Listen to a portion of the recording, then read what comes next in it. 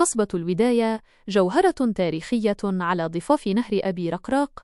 قصبة الوداية هي أكثر من مجرد معلم تاريخي، إنها تحفة معمارية تعكس تزاوج الحضارات وتاريخاً عريقاً. تقع هذه القصبة الساحرة على ضفاف نهر أبي رقراق في العاصمة المغربية الرباط، وتعتبر واحدة من أبرز المعالم التي تجذب السياح من جميع أنحاء العالم.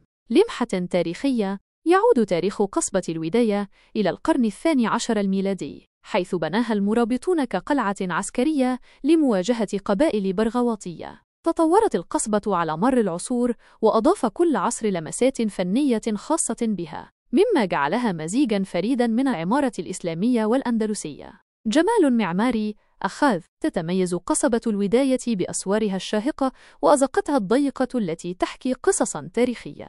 تتميز المباني بالزخارف الإسلامية الجميلة والنقوش المعقدة التي تعكس مهارة الحرفيين القدماء. متحف مفتوح. تعتبر القصبة متحفاً مفتوحاً يعرض تاريخ المغرب وتراثه الغني. يمكنك التجول في أزقتها الضيقة وزيارة البيوت التقليدية التي تحولت إلى متاحف تعرض الحرف التقليدية والأزياء التقليدية. مكان مثالي للاسترخاء. بعد استكشاف أرجاء القصبة، يمكنك الاسترخاء في أحد المقاهي التقليدية المطلة على نهر أبي رقراق وتناول الشاي بالنعناع التقليدي. لماذا يجب زيارتها؟ تاريخ عريق. قصبة الوداية هي شهادة حية على تاريخ المغرب العريق. جمال معماري. تتميز القصبة بجمال معماري فريد من نوعه. جو هادئ. يمكنك الاسترخاء والاستمتاع بجو هادئ بعيداً عن صخب المدينة.